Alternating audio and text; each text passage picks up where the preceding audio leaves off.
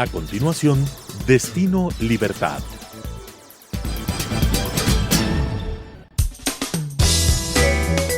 Clasificación B, bajo supervisión de un adulto.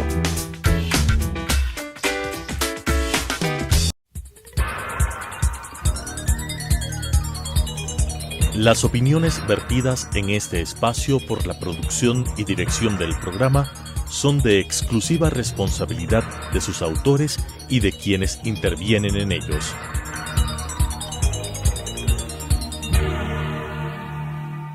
Telesucesos Canal 29 UHF presenta de Crítica y Construcción junto a los protagonistas del ámbito social, cultural, político, entre otros, con propuestas interesantes sobre temas de coyuntura, con la conducción de Cristina Reyes.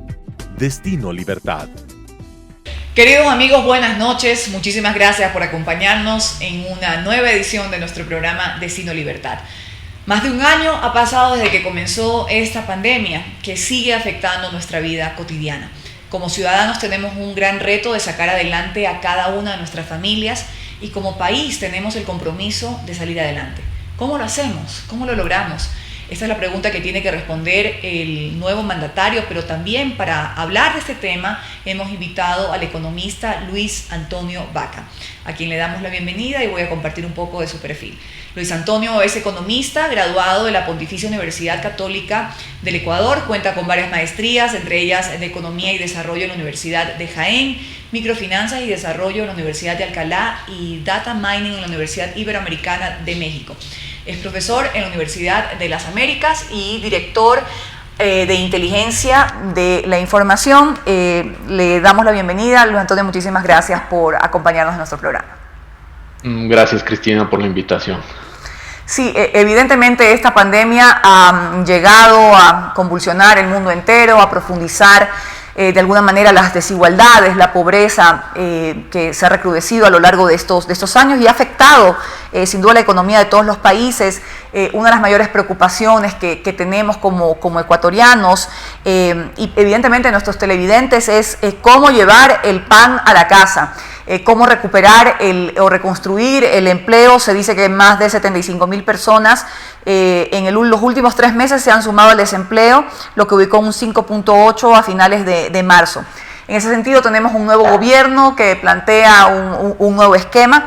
En su opinión, ¿cómo debería ese gobierno enfrentar esta problemática? ¿Cuál debe ser el enfoque correcto para la creación de empleo productivo en el país y para impedir que se sigan destruyendo más empleos? A ver, le voy a tratar de fraccionar a la pregunta que me acabas de hacer. La primera parte es evitar que se destruyan más empleos, ¿sí? Y en eso creería que vamos en buen camino con el concepto del plan de vacunación. Lo más importante en este momento es de evitar que nos tengan que volver a hacer lo que los epidemiólogos llaman el full lockdown.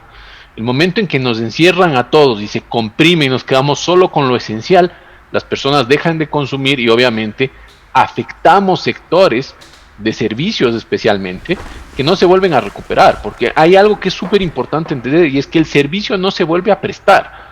Si una persona sale a la calle y toma un taxi, pero si esa persona ya no sale a la calle, no es que ese taxi va a poder volver a generar esa carrera, eso ya se eliminó del mapa, ¿no es cierto? A diferencia de si yo quiero comprarme una camisa y no puedo comprarla, la espero, probablemente en algún momento se vuelva a vender esa camisa. En el caso de los servicios, un almuerzo, un taxi, etcétera, esos son cosas que se pierden, desaparecen de la economía y eso afecta a una gran cantidad de población que vive de los servicios. Entonces, la primera etapa es tratar de que la pandemia no afecte a los grupos que están brindándonos servicios y a medida que avance la vacunación tratar de fortalecer algo que para la economía ecuatoriana es muy importante, que es el turismo interno al menos y el turismo externo ojalá. Entonces a medida que avanzas con la vacunación, porque el turismo es servicios y da muchas plazas de empleo además, entendamos esto, de personas poco cualificadas, porque la pandemia nos ha agrandado la brecha. Las personas muy cualificadas, como los ingenieros que están pensando en inteligencia artificial, etcétera, no tienen problema para encontrar trabajo. De hecho, tenemos un déficit de ese tipo de personas. Pero el personal poco cualificado, el personal que no ha logrado tener una educación universitaria o una educación universitaria en ciertas áreas, es mucho más vulnerable. Es de estas personas que trabajan en aspectos de servicios o que trabajan en manufactura, etcétera, que si no se vende o no se prestan los servicios, no tienen espacios. También podría ser clave la identificación de nuevos sectores, porque evidentemente la pandemia también ha hecho priorizar en las familias ecuatorianas con la baja de ingresos, evidentemente del consumo, la afectación usted mencionaba el turismo, evidentemente fue uno de los sectores más golpeados, otros sectores de entretenimiento vinculados un poco con la movilidad, con el intercambio cultural, social y demás fueron de los más afectados. Creo también que la forma en la que intercambiamos nuestros productos y servicios, muchos al apuro han tenido que modernizarse e incorporarse a las nuevas tecnologías. No estuvimos preparados, hay que identificar otros sectores, en qué zonas o en qué áreas se podría generar una oportunidad para crear nuevos empleos de nuevos sectores. A ver, cuando tú haces el análisis de la matriz productiva del Ecuador, parte de lo que yo te decía es, sí tenemos un gran reto, y tenemos un gran reto además territorial, porque otra cosa que nos ha cambiado la pandemia, al evitar la movilidad, etcétera, es que nos ha permitido que muchas personas regresen a sus ciudades. ¿Sí? Estudiantes que estaban en Quito, que hoy pueden estar en Loja, o estudiantes que estaban de alguna parte de la costa ecuatoriana que vivían en Guayaquil y que ahora están de nuevo en su ciudad. Entonces te ha permitido reducir de alguna manera un poco la migración, y eso es muy bueno. Y tenemos que aprovechar esas ventajas que tú mencionas, ¿no? Ahora hay ciertas cosas que llegaron para quedarse, como yo nunca me imaginé tener una entrevista en un canal de televisión desde mi casa, porque las condiciones no daban para la entrevista. Y esto tal vez hace un año podía sonar algo muy loco, no me lo hubieran permitido, pero hoy es algo que lo aceptamos y llegó, creería yo, para quedarse. De igual manera, distribuciones de alimentos, distribuciones o compras a través de esquemas de mensajería, etcétera, cada vez es más aceptado y llegó para quedarse, y van a generar como tú dices, una nueva capa, un nuevo tejido que tiene que ir absorbiendo el tejido que no logró adaptarse. El problema es esa velocidad de transición. El problema es la capacidad que como seres humanos tenemos de adaptarnos a estas nuevas tecnologías, a estos nuevos espacios. Te decía, en la matriz productiva del Ecuador tenemos un problema muy grande, y es que no generamos mayores esquemas de valor agregado. Entonces, al no generar esos esquemas de valor agregado, la cantidad de dinero que tenemos para repartir en lo que estamos haciendo es más baja. Sí, la idea que nos vendieron durante 10 años del cambio de la matriz productiva tenía una muy buena intención, era muy loable, y es que en realidad necesitamos comenzar a producir más cosas. El problema es que no podemos dar saltos cuánticos, o sea, no es que aquí no hay atajos, aquí yo necesito entrar lamentablemente desde la parte más baja, comenzar a dar formación, ejemplo, esquemas duales, ejemplo, esquemas técnicos. La educación, se canceló un montón de temas técnicos en los últimos años, hizo mucho daño ahí al tejido, pero es importante tener gente que con 2 años pueda ser electricista, que con X cantidad de tiempo puedan aprender computación base para comenzar a suplir estos puestos de trabajo que se van generando en esta nueva economía, etcétera. Entonces, aquí tiene que haber una política de Estado de volver a generar los esquemas de facilidad para que la gente tenga una educación que se asemeje. Yo no puedo parecerme a un país europeo, tengo que estar muy claro de la realidad del Ecuador. Entonces yo no puedo decir todos tienen que graduarse de bachilleres y solo bachilleres y no aceptamos nada técnico. Creo que tenemos que en este momento ser un poco más tolerantes, más flexibles y darle formación a la gente que le permita trabajar. Sí, cierto es que no hemos estado preparados no hemos sido competitivos para enfrentar este mundo global, y menos para enfrentar los desastres y los desafíos los nuevos desafíos que nos plantea esta pandemia.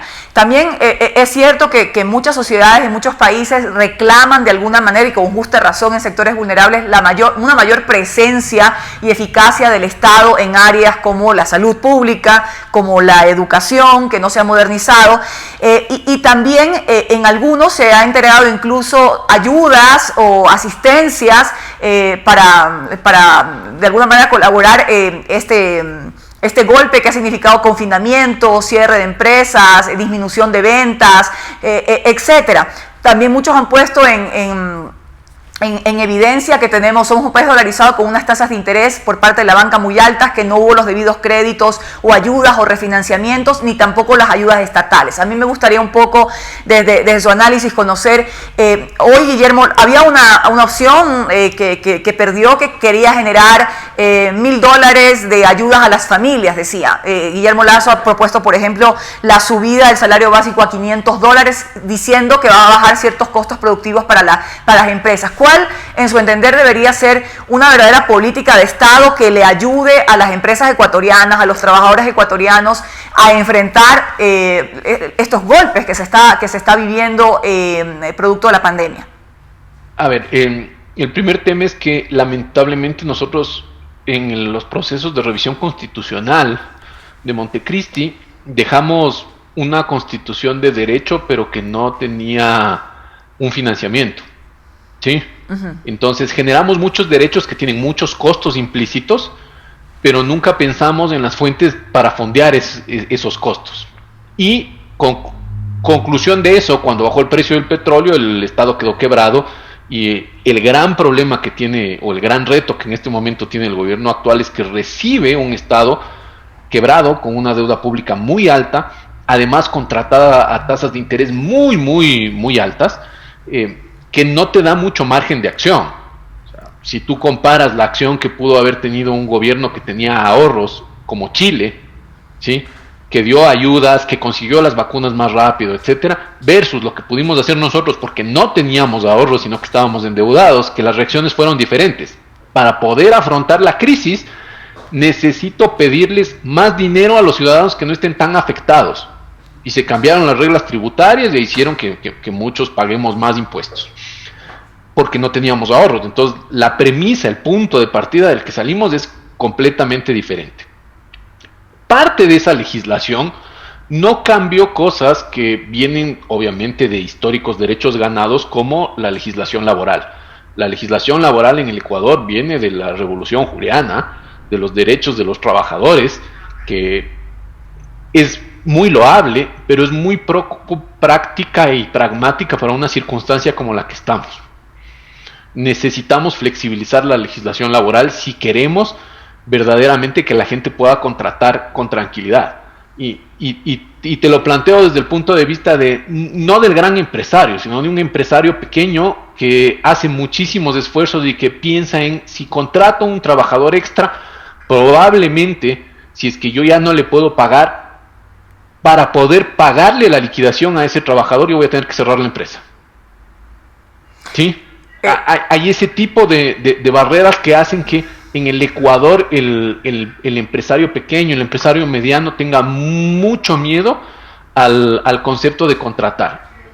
¿Cuáles son los países que mejor les ha ido cuando hacen esto? Entonces nos vamos a ir al extremo de la banda, que es Alemania, en el que tú tienes un mercado laboral hiper flexible que paga por horas, y que funciona muy bien. Y ellos tienen un pago de impuestos adecuado, y sistemas de seguridad y educación y salud pública en función de los impuestos que paga la gente, que está contratada por horas. Entonces, ¿se puede llegar a algo? Sí, se puede llegar, pero tenemos que tener la voluntad de hacerlo. Sí. En lo que tú me decías, aquí hay el concepto de las ayudas, etcétera. Algo que acaba de decir esta semana el ministro de Finanzas, nombrado Simón Cueva, decía: nosotros necesitamos más participación en el mundo. Recuerda que el Ecuador es apenas del 1 por 1000 de la economía del mundo, ¿sí? O sea, si le ves en global de la economía, no somos representativos.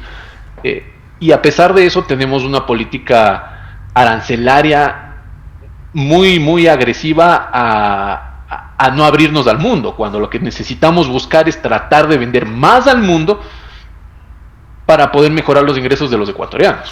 Sí, cierto es que hay cargas arancelarias a insumos que van directamente a temas de agricultura, ganadería o incluso también a temas de tecnología que hoy son una necesidad.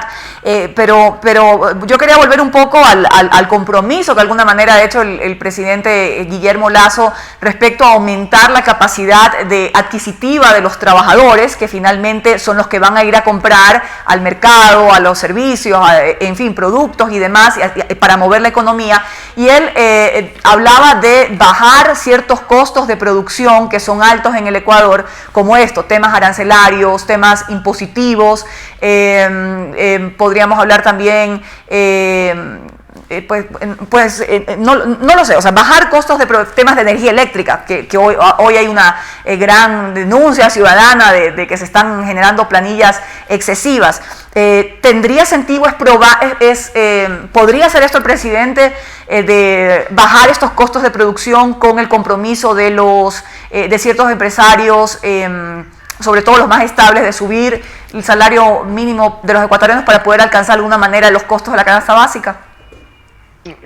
Yo creo que los empresarios van a poder subir los salarios a medida que vayamos generando un poco más de libertades que permitan, porque lamentablemente el costo del empleador no es lo que la persona recibe de sueldo, ¿no? Entonces tienes que multiplicarle casi por un 40% adicional entre Seguro Social, fondos de reserva, IES, otras prestaciones, provisiones por liquidación, provisiones por jubilación patronal, provisiones, o sea, el salario de $400 a una empresa le termina costando $700, ¿sí? Y a medida que se pueda flexibilizar algunas de esas cosas, se puede subir el salario. Recuerda que ahí lamentablemente tenemos ineficiencias cruzadas. O sea, yo sé que tenemos que tener un instituto de seguridad social, pero la pregunta es, ¿vale lo que están pagando los empleados y las empleadoras, el servicio y las jubilaciones que están recibiendo? Y a pesar de eso, el IES en este momento tiene un problema actuarial importante y puede ser que no soporte el tiempo. Entonces, sí hay que entender, yo estoy muy ilusionado con las declaraciones del presidente y del ministro de Finanzas que dicen, vamos a hacer que lo que gastemos esté bien gastado, que eso ya es muchísimo, ¿sí? Eso es un avance muy cuantitativo, o sea, lograr que se gaste con conciencia en el Ecuador ya es algo que creo que nos pone en un mucho mejor ambiente incluso para recibir inversión extranjera, etcétera. Sí, eficiencia. Y además de eso, se toman ciertas decisiones, tú hablabas de los créditos, etcétera, parte de por qué no bajan las tasas en el Ecuador es porque hacemos las cosas al revés, ¿ya? Si nosotros queremos tener tasas bajas, necesitamos dar las señales al mercado de que cumplimos nuestras deudas, etcétera, pero además que no intervenimos en los mercados para dañarlos. No deberíamos tener techos en las tasas de interés. ¿Qué permite eso? Que haya grupos que son de riesgo más alto, que reciban una tasa de interés más alta, pero que hayan grupos de empresas y personas que tienen un riesgo menor por su trayectoria, por etcétera, que comiencen a recibir tasas de interés más bajas y ayuden a dinamizar la economía. Pero el momento en que tú le dices a la banca, tú no puedes cobrar más de esto, lo que hace la banca es sacar promedio. Como no les puede cobrar más a los que tienen más riesgo, les cobra más a los que tienen menos riesgo y nos quedamos en el techo de la tasa. Sí, bueno, hablando de poner más productos del Ecuador en el mundo, de abrir nuestros mercados, de acuerdos comerciales con socios estratégicos que son parte también de los compromisos del presidente Lasso, pues obviamente la pandemia también ha perjudicado a muchos emprendedores, el sector agrícola, que prácticamente es el que ha garantizado la soberanía alimentaria del Ecuador, de nuestros pueblos. Siempre es el discurso de los políticos, pero es el menos abordado, el que menos ayudas recibe. Efectivamente es un sector de alto riesgo, donde a lo mejor tampoco se han implementado temas de seguros, pero hay cargas arancelarias muy caras en los insumos, en las maquinarias, poco crédito productivo de banca pública o privada para estos sectores. ¿Qué tendría que hacer el presidente en este sentido para impulsar? Comprendo que las exportaciones no pararon, gracias a Dios. Algunos han intentado incluso incursionar en nuevos mercados no tradicionales, con productos no tradicionales también de los tantos que produce nuestra tierra. He escuchado de pitahaya, brócoli, abriéndose a mercados asiáticos, etcétera. ¿Cuáles deberían ser en ese caso las líneas, las políticas que debería implementar el presidente para fomentar la producción agrícola y las exportaciones en el mundo? A ver, lo primero es buscar un concepto de que los costos productivos verdaderamente bajen en cuanto a insumos y tecnología de producción, ¿sí? O sea, no es concebible que en un país netamente agrícola importar un repuesto para un tractor, por ejemplo, tenga unos aranceles terribles. Eso te complica porque te genera escasez de maquinaria, etcétera. Entonces, hay cosas que es imprescindible tratar de resolverlas rápido. Entiendo que por el otro lado tienes un problema de caja fiscal, que el momento en que quitas esos aranceles van a bajar los ingresos y no tienes cómo pagar un profesor, un médico. Entonces tienes una decisión difícil ahí. Lo siguiente es importante recordar que tal vez el sector agrícola es de los menos golpeados como pandemia. O sea, si tú ves el porcentaje de facturación que saca el SRI año a año, la agricultura es de las que menos se golpeó, ¿sí? Y de hecho las exportaciones, el trimestre que terminó, las exportaciones no petroleras vuelven a niveles muy muy interesantes. ¿Por qué? Porque mucha parte del mundo se está reactivando con la vacunación y esos mercados reactivos comienzan a comprar más de nuestros productos, compran más camarón, más cacao, más café, más flores, ya se vendieron flores en Valentín, etcétera. Eso es una gran noticia desde el lado agrícola. ¿Qué se tiene que hacer? Se tiene que ser recíproco, porque recuerda que nosotros estamos compitiendo en muchos de esos productos agrícolas con vecinos que tienen firmados tratados de libre comercio. ¿Sí? Entonces, cuando yo quiero colocar la rosa en determinado mercado, mi rosa tiene un arancel, por lo tanto, mi precio de venta es más alto comparativamente que la rosa colombiana que tiene firmado un acuerdo de libre comercio. Entonces, por ser soberanos, no queríamos tener acuerdos de libre comercio, pero les estaba perjudicando a los exportadores. ¿Qué nos toca? Agilizar esos acuerdos de libre comercio para garantizar mercados y poder hacer que el arroz, el camarón, el cacao, que son tradicionales, que te acabo de decir, pero tú me mencionaste la pitahaya, la piña, el tamarindo, hay un montón de exportaciones que están comenzando a nacer, darles el impulso a esas exportaciones que tal vez no logren sobrevivir a barreras arancelarias.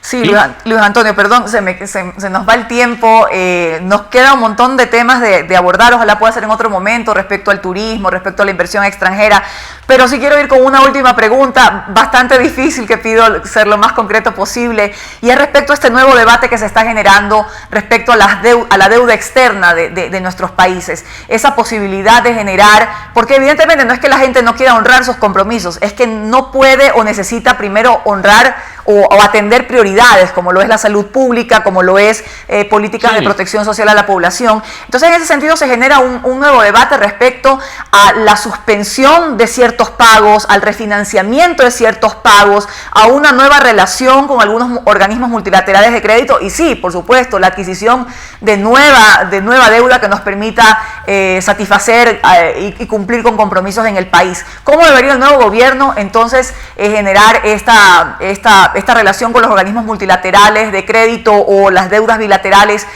para cumplir, generar ingresos de endeudamiento, pero también atender las necesidades básicas de una población como son en este momento salud, comer, educación, etcétera? A ver, creo que es el mayor reto tal vez del Ministerio de Finanzas en el próximo año por los vencimientos que se vienen. Pero para mí lo más importante es poder hacer un canje de deuda cara y de corto plazo, que es básicamente la deuda china. ¿Ya? No tenemos el dato exacto porque es secreta, pero más o menos se calcula que se paga el 10% de interés anual en esa deuda. ¿Ya?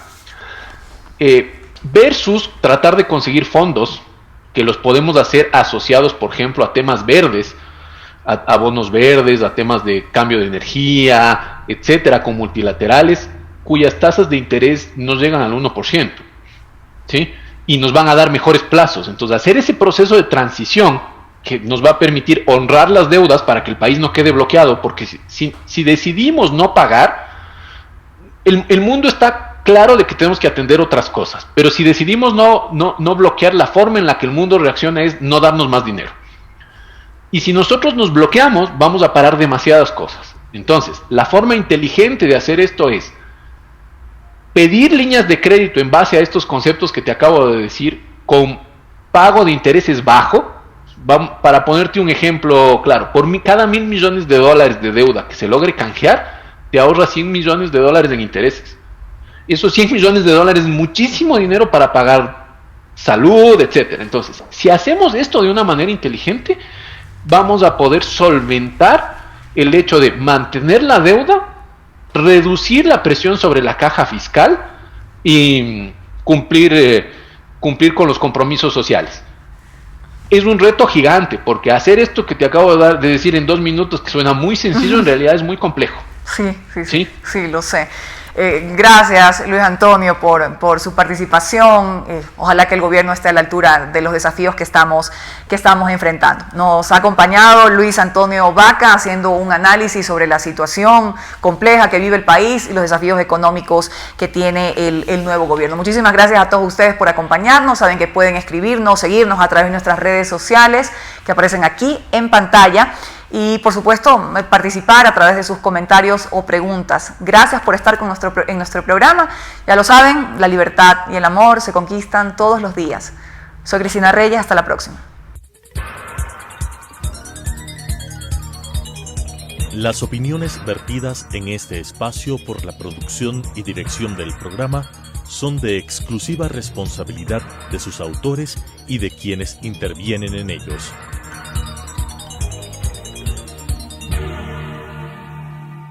Telesucesos Canal 29 UHF presentó Destino Libertad, un espacio de crítica y construcción junto a los protagonistas del ámbito social, cultural, político, entre otros, con propuestas interesantes sobre temas de coyuntura, con la conducción de Cristina Reyes. Destino Libertad.